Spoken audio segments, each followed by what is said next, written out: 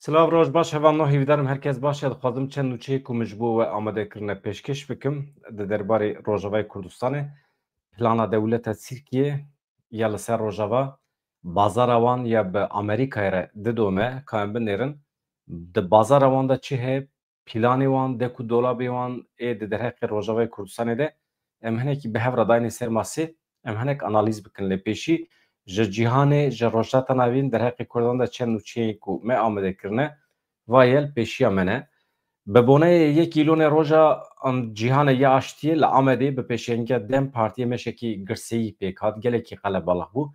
Ev demekî dirêj bû qelebalixiyekî bi vî şeklî nehatibû dîtin bi hezaran kes tevlî bûn.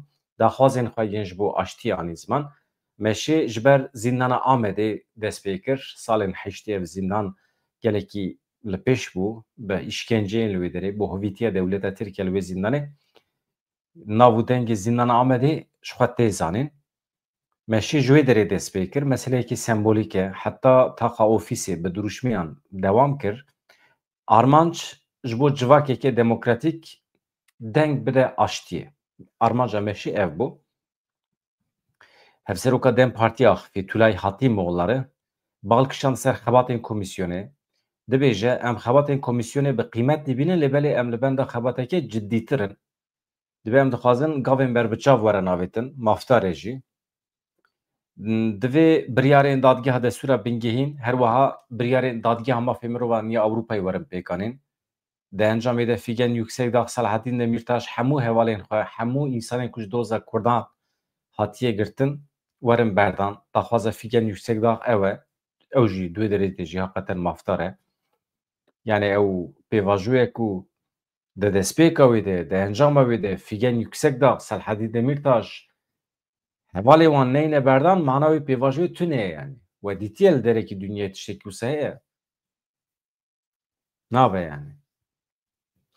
Di meşa doh bi şev de ya balkêş tevlîbûna Sezgîn Tanrıkulu parlamenterê CHP bû ew jî gelek hevalê xwe kom kiribû hatin hawekî sembolîk tevlî wê meşê bûn bi alên xwe bi alên CHP filan ev tiştekî baş e. Hevkariyekê cara yekem e hevkariyekê di navbera partiyên siyasî de çêdibe yani partiyên pergala Tirkiye û partiyên Kurdan de hevkariyekê bi vî şeklî çêdibe. Ji xwe berê de me gotiye Sezgîn Tanrıkulu însanekî hêja ye heqeten. Di nava CHP de cihî bigire jî li eniya Tirkiye cihî bigire jî xebatên xwe yên ji bo mafê mirovan tim didomîne û tim jî ciyê wî cuda ye li cem milletê Kurd. Keskin Bayındır Axifî hevserokê giştiyê DBP ew jî dibêje gelê Kurd dixwaze li ser axa xwe li welatê xwe bi zimanê xwe bi jiyana xwe li gorî erf û adetê xwe bi rûmet bijî di nava aştî de bijî. Gotinekî li zêde dike dibe ev derfet heye. Na, ev derfet tune ye. Keskin Bayındır, birêz Keskin Bayındır ev derfet tune ye. Ev derfet ancak bi tekoşîn dibe, bi mücadeleyekî pir dûr û dirêj dibe. Tu mecburî dewleta Tirkiye bînî ser xeta lêborînê. Yani ez vê ji we re bêjim dewleta Tirk heta lêborînê ji Kurdan nexwaze tiştê ku heta niha kiriye ew ê dîsa bike. Dewletekî pir ecayîb e. Dewletekî ecayîb e. Serê me bi vê dewletê re belayê daye çawa safî dibe em çawa ji nav derdkeve em nizanim. Li Afxanistanê erdheş çêbûbû wî rojê me ji we re beyan kir di erdhejê de ku di pîlêya şeş de çêbûbû şêva yekşemî qewimî bû hêjmara miriyan zêde bîye yani giştiye nêzî 1305 kesî hêva sora Afxanistanê li ser hesabê xwe îksê hûrguliyên de derbarê erdhejê de parvekirin dibêje hêjmara kesên de erdhejê de mirine derketiye 1305 hêjmara birîndaran jî niha giştiye 3000 û derbas kiriye yani derdora 3005 diye ew jî hûn zanin Afxanistan çûyîn hatin gelekî zehmet e ragihandin zehmet e însan miriyê xwe pir zû nikarin beyan jî bikin belkî defin kirine mesele ne ev e jî yani ev asteya ew ê nîşan dide bêxwedîtiyê nebûna pergaleke siyasî nebûna tedbîran xanî roxiyane gelek kes dibin kavilandamane xebatên rizgarkirinê dido min rayedaran destnîşan kir ku veguhestina birîndaran ya ji bo nexweşxanê ya ji bo herêmên bewle berdewam dike ji ber vê yekê dibe ku hêjmara mirî û birîndaran biguhere jî رایداران را گهاند که جبر حرکین آخه ده انجام ارتحاجه ده لهن هرمان ری هاتنه گرتن و yani xweza destur nade ku em xwe bigînin cihê felaketê. Ê hûn zanan helîkopter jî balafir jî pir kêm in. Li Efxanistanê tişta herî modern çek û sîleh e. Çek û sîlehê herî nû xwe digînin Efxanistanê ji bilî wî jiyanekî kevneperest bi qasî ku em pê hesiyan e ew ê jî qedexe dikin. Yani her tiştê di derheqê jina da qedexe dikin. Êdî hatiye asiyekî wisa li ser nasnameyê fotografê jinê jî qedexe dikin. Yani jin qed ne tiştekî ye. Jin ne tu tiştekî ye. Fotoğrafê wî jî qedexe dikin. Yani êdî pergalekî bi vî şiklî li dunyayê çawa dikare hebe, çawa dikare xwe biparêze. Yani bifikirin hevalna sibê du sibê felaket were serê me Kurda zanibin ku Amerika, Awropa xwedî li me dernakeve.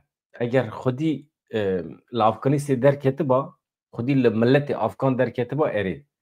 Em dibînin ku pergalekî pir zêde kevneperest çêbûye li Efxanîstanê. Milletê Efxan perîşan e dibin wê sîstema despot de ama kes xwe nalivîne. Hema kesekî jin ne. Tenê binêrin jinên Kurd ê Rojavayê Kurdistanê hêdî hêdî hewl didin bi jinê Efxan re komeleyan saz bikin, hevkarî çê bikin, komeleyên xuşk û biratiyê çê bikin. Ew jî fayda wî çi qas heye nizanim. Jinên Efxan zana bin, şiyar bin, serwext bin, gelo ew ê karibin şoreşekê pêk bînin li welatê xwe, merû nizane. Dibe mümkün e jî. Em didûmînin hevalna alîkarî malîkariya navnetewî henekî diçe wirda wê de. Yani alîkariya navnetewî çi ye? Welatên weke Hindistan, Swîsre, Çîn, Brîtanya dibêjin ew ê alîkariyê bişînin. Ama bi gulekî jî bihar naye. Ew jî heye.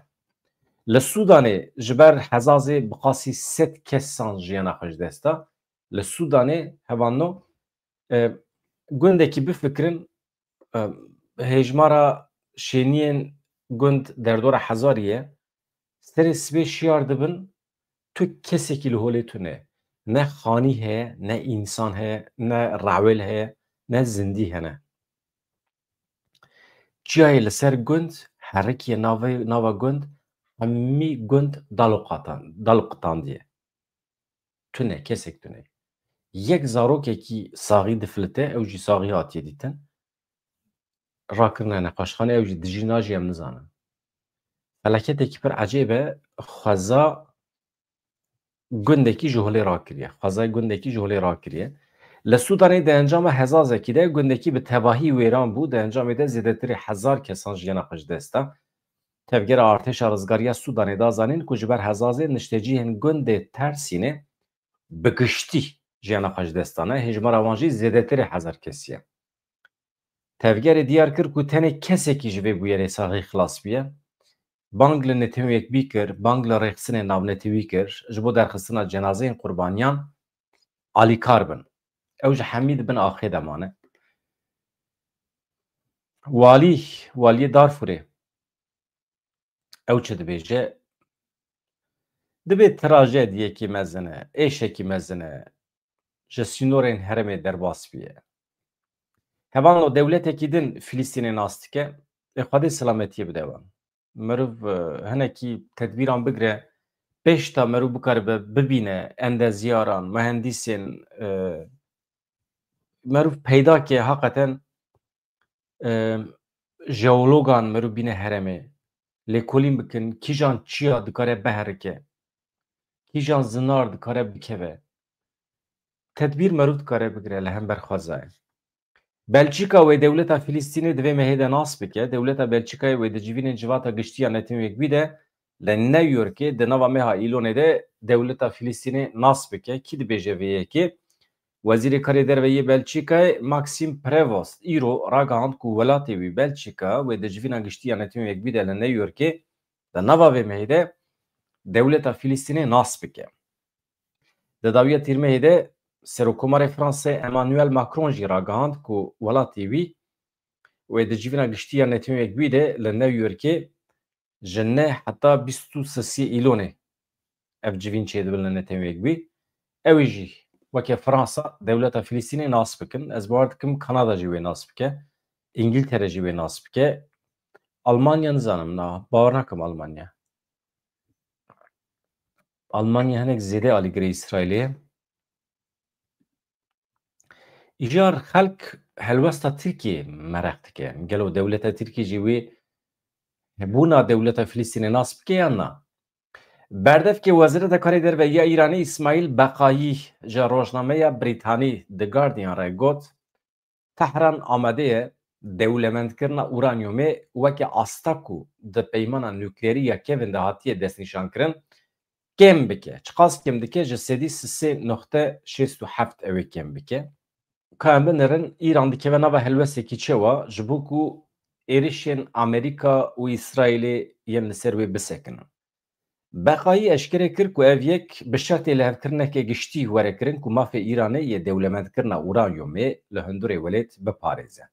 Ji aliyê xwe ve jî Troîkaya Ewropî, Fransa, Almanya û Keyaniya Yekbûyî roja pêşemiyê borî Netanyahû wî agadar kirine ku niyeta wan heye di dawiya îlonê de mafê xwe yê ji nûva sepandina cezayê Netanyahû bikarbînin.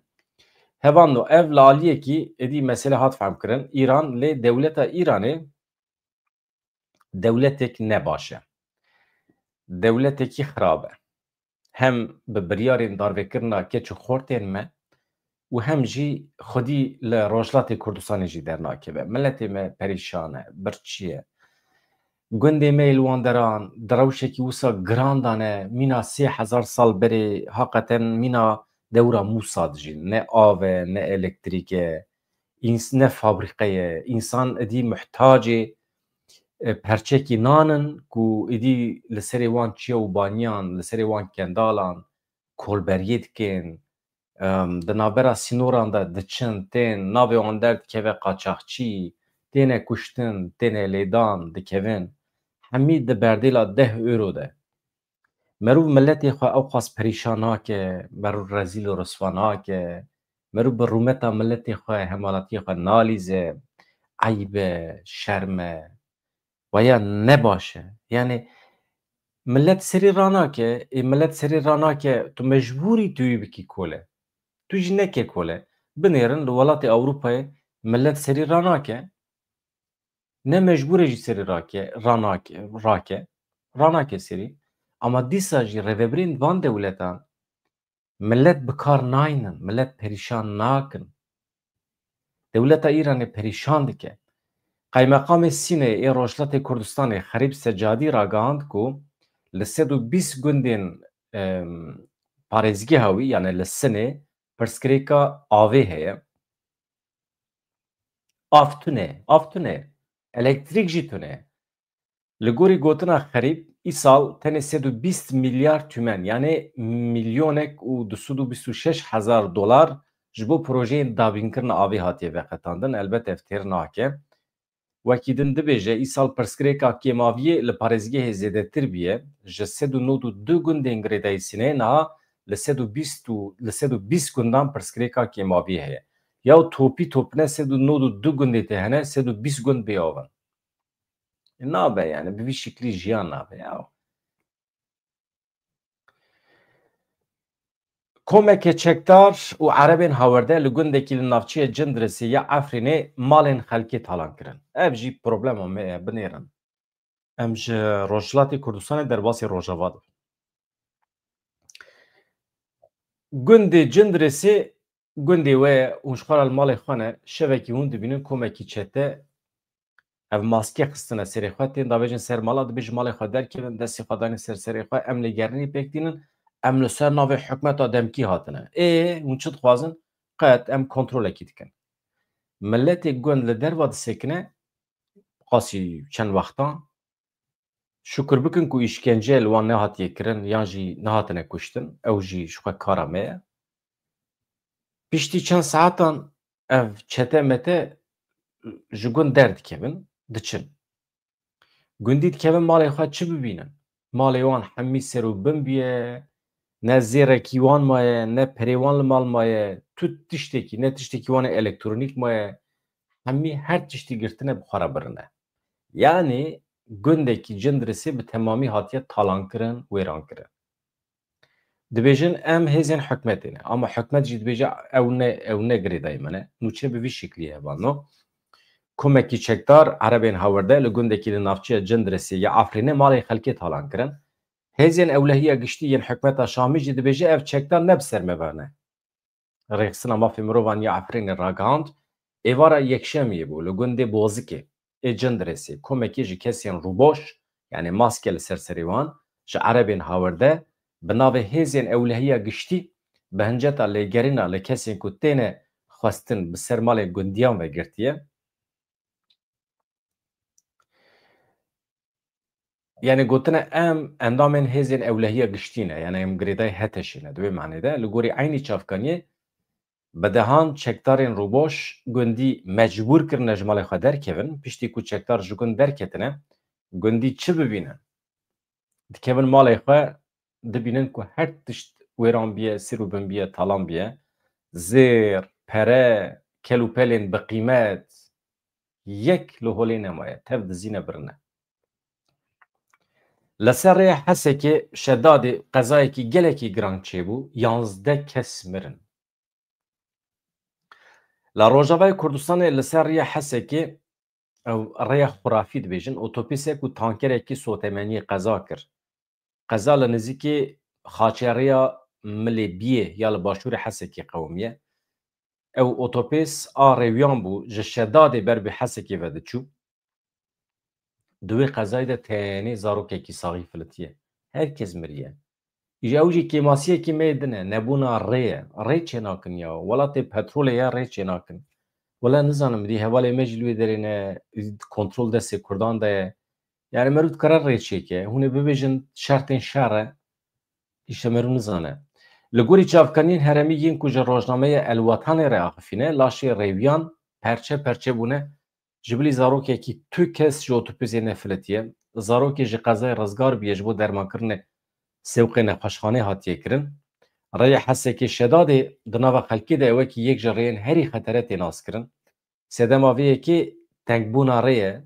Gelek xwencikên tûj hene di serê rê de. Rewşa trafîkê li Hesekê li derdora wê ji ber lawazbûna binêsaziyê kêmbûna îşaretên şiyariyê, ji ber nebûna ronahiya şevê, ji ber nebûna dewriyên trafîkê jî hinekî bi rêk û pêk nameşe. Rewşekî pir xelab heye. Ev hemû dibin sedem ku qeza çê bibin.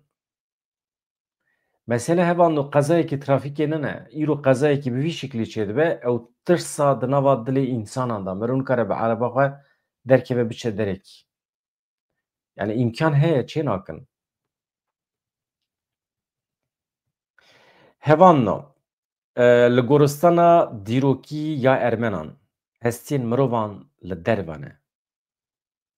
Ecayîb, ecayîb, ecayîb. Binêrin. Ev jî kirinekî dewleta Tirkiyeyê ye. Li gundê Akora, ango Axura yê li Idirê ku ew jî dikeve quntarê Çiyayê Araratê, goristana Ermenan heye. Li goristana dîrokî ku bi tunebûnê re rûbirû maye, gelek hestiyên mirovan derketine ser rûyê erdê hestî li benda lêpirsînê û parastinê ne. Dîmen bibînim ez ê bi we re parve bikim hevanno. Gundê Akora bi ser navçeya Aralikê ya Iğdirê ve ye. Gund ji hêla Bakur ve li quntarê Çiyayê Araratê ye. 45 kilometre dûrî navenda Iğdirê ye. Li nêzê gund goristana Ahura heye. Ew jî aydê Ermenan e. Goristanekî kevnar e. Gund berê cîwarê Ermeniyan bû. Niha Kurd li gund dimînin. Li goristanê gelek gorên dîrokî hene. Gelîkên goran bi motîfên cuda hatine neqişandin. Ez ê vê meselê hevalekî ji me re şandiye mala te ava. Ez ê vê meselê bi şiklekî din hinekî analîz bikim. Em ê li ser bisekirin. Ez ê fotoğrafa jî nîşan bidim. Rûniştina sêyemîn ya dadgehkirina serokê tevgera nifşên nû Şahswar Abdulwahîd hate kirin. Dadwer 5 mehan cezayê zîndanê lê berê. عبدالوحید بری بی آمده بوناوی به 6 ماه جزای زندان هاتبو محکوم کرن ایرو جزاوی مه کی داکتیه جزا سرگلیه شادی نوزات ایکو بری پارلمانتری فراکسیون نفشی نو بو باشی جدیو جوی پارتی برده بو هاتیه کرن شاسوار عبدالوحید سروکی نفشی نویه مهمه یعنی پوزیشناوی ده شوی به بریارا دادور هاتبو دسته سرکرن روژا 12 تباخه وکیدن آنها یعنی تشتا کود خوازم ببیجم جزا لی هاتیه برین سده میوی هم ستوش تخنستیوی لی دو دبیجه او حوالی خود ببیجن مسئله سیاسیه یعنی وزارت دارایی یا آبوری یا هرم کردستان دبیجه دین وزارت یل کمپانیا یا کوشاسوار عبدالوحید خودیویه yani dibê 92 milyar dinar perêmel wane perêmel şîrketawiye nade ji ber vê me wavitiya hepsê ev jî nîşan dide ku heqeten merov di nava ticaretê de bibe serokê partiyekî siyasî zehmet e dikarin destanî ser perê mirovan zehmet e Tirkiye evan no yani suçbarî heye li hemberî wî em çi bikin ez vedgerim cem we evan no ji nava eger hûn bibin abone kêfxweş dibim bibin emdan jî bibin abone jî em hinekî vê kanalê bi pêş bixin di nava dost û dijminan de bila hinek serê me bilind be xweş e baş e her hebin li gorî hin pisporan li gorî hin komelên ku bi stratejiyê re eleqedar dibin bi rojhilata navîn re eleqedar dibin tekîliyê wan hem bi welatên cudayê rojhilata navîn re heye hem bi Amerîkayê re hem bi İsraîlê re heye ev şîrovegel di wê qenaetê de ne ku dewleta Tirkiye xwe amade kiriye di meha dehan de yani meha Oktobrê de operasyonekî berfireh pêk bîne li hember Rojavayê Kurdistanê cihê operasyonê jî hatiye diyarkirin yani ji bendava tişinê bigire heta dêre zorê peravên ava Firatê hemî dagir bike gav bi gav pêş bikeve dewleta Tirkiye îdia dike ku ev herem Aydê Ereban e tu eleqa Kurdan pê tune ye bê îradeyê Ereban dixwazin bikevin van dera dewleta Tirk dibe ku pêşî askerên xwe ji Tirkiye neyne tenê çekdarên xwe yên Somo ku hêjmara wan jî derdora 6-7 hezar e wan pêşî bikarbîne ama tiştekî heye ku dewleta Tirk nizane pêşî Somo çeteyên dewleta Tirkiye hêza xwe ceribandin li pira Qereqozaxê li Minbiçê li bendava Tişinê xwe ceribandin di nava çar mehan de nekarîn pêş bikevin têk çûn îja niha dewleta Tirkiye dewletek mezin e elbet bihêz e ew ê hewl bide taktîkekî din biceribîne ew ê hewl bide Amerîkaya re bikeve nava bazariyê niha bazariya dewleta Tirkiye li ser Rojavayê Kurdistanê bi Amerîkayê re didome çawa ye mesela yek ji Amerîkayê re dibêje dixwaze îqna bike yani hemî hebûna xwe amadeye bide yek ji Amerîkayê re dibêje arkadaş tekoşîna li hember Daişê tu ji min re bihêle stos ew herema ku ezana dixwazim dagir bikim bi navê herema tampon hem sînorên Bakurê Kurdistanê Rojava hem sînorên di navbera hikûmeta demkî û rêveberiya Xweser yani ji dêre zorê heta bendava Tişinê yani du heremên tampon dixwaze çê bike li wan deran dibe tekoşîna li hember Daişê tu ji min re bihêle ez zanim ew li ku derîne ez zanim çawa tê bikoşim ya duyem tiştekî din heye dibe werin em ev mirovên Gazayê ev Filîstînê em bînin li heremên tampon bicih bikin em li Bakurê Sûriyê bicih bikin çi dibe bikevirekî li du çûkan dixe dewleta Tirkiye hem bi vê proje xwe ya reş hem hewl dide İsraîlê îqna bike ji ber ku ew ji li gorî menfaetê İsraîlê ye tu mirovên Gazayê bînî li heremê Kurdan bicih bikî di navbera Rojavayê Kurdistanê û Bakurê Kurdistanê de heremekî tampon ava bikî mesela serê kaniyê dibe girê spî dibe çi dibe yek erdnîgariya Kurdistanê diguherînê jê re dibêjin demografîk guherîn nüfusa wê coğrafiyê tu diguherînî sûçe ne sûçe ew meselekê din e te guheran ya din tu sînoreke otomatik ya civakî dixî navbera milletê Kurd. Yani Rojavayê Kurdistanê, Bakurê Kurdistanê xizm û eqrebayê hevin, di wê derê wana ji hev dikî, tu wana perçê dikî. Êdî coğrafya Kurdan nabe aydê Kurdan. Çima? Çünkü milletên cuda têde heye. Hele êdî ew Kurdistana mezin a giştî ew êdî dibe xewn ji bo Kurda. Wana hemî taktîkên plan û proje ne. Dewleta Tirkiye niha bi Amerîkayê re di nava bazariyê de ye. Dibe dî dev ji wan Kurda berde. Em dikarin çê bikin. Eger çê bibe, li Sûriyê hûn çi bixwazin dibe hêza min nüfuza min li ser rêvebirî heye ya HTŞ ez dikarim wana îxna jî bikim, em dikarin pêk bînin. Yani em hem li hember Daişê dikarin tê bikoşin, hem jî tiştekî din dibe ez dikarim, hûn weke efendiyê vê coğrafyayê îcab nake hûn zirq pirtwarin vê herêmê. Em dikarin artêşa Sûriyê perwerde bikin, bi çek û sîleh bikin, em endamê NATOyê ne weke dewleta Tirkiyê, em li ser navê we dikarin artêşa Sûriyê yeka nû, modern, nûjen ava bikin. Em li ser navê we amade ne bixebitin. Em di xizmeta we de ne. û têkoşîna me ya li hember İsraîlî jî em ê bidin seknandin. Tu têkoşînekî me tune. Em ê mesela Filîstîniya hal bikin. Em ê Filîstîniyên ku hûn naxwazin bigirin bînin. Filîstîniyê din jî em ê sib di çarçova însanî de bi wan re tevbigerin. Carinan em derdikevin di hin mitîngan de, di civînan de, hin sloganan wextê ku em bavêjin qisûra me nenêre, ev ne ji ber ku em Filîstîniyan diparêzin. Ev tenê ji bo civaka me ye. Ji bo civaka me em hinekî hestê wanê netewî, hestê wanê îslamî hinekî miz didin, masaj dikin ji bo wî armancî ye, ne ji ber ku em li dijî siyaseta İsraîlê ne. Baş e? Yani bi vî şiklî aniha haqeten di nava bazariyê de ne. Tiştek ku me eleqedar dike ev her du planên xeter anîna Filîstîniyan ya Kurdistanê guherîna demografîk ji xwe doh me behs kir di bername doya bi Ronî Ruha re me behsa wan Uygûra kir. Yani 3 milyon zêdetir Uygur anîna wan a Bakurê Kurdistanê ew ji xwe doh me têr û tije behs kir. Ez behsa wî nakim. Ew ji xwe aydê dewleta Tirkiye ye. Ew eleqa wî bi Amerîkayê tune ye. Eleqa wî bi Çînê heye. Niha dewleta Tirkiye bi Çînê re di nava bazariyê de ye ji bo anîna Uyguran ew proje jî haqeten pêş ketiye. Niha bi Amerîkayê re jî di nava bazariyê de ye ji bo tunekirina pergala siyasî ya Rojava ji bo anîna Filîstîniyên Xazayê ya Bakurê Kurdistanê ya yani herema tampon. Rojava jî dibe, Bakur jî dibe feq nake.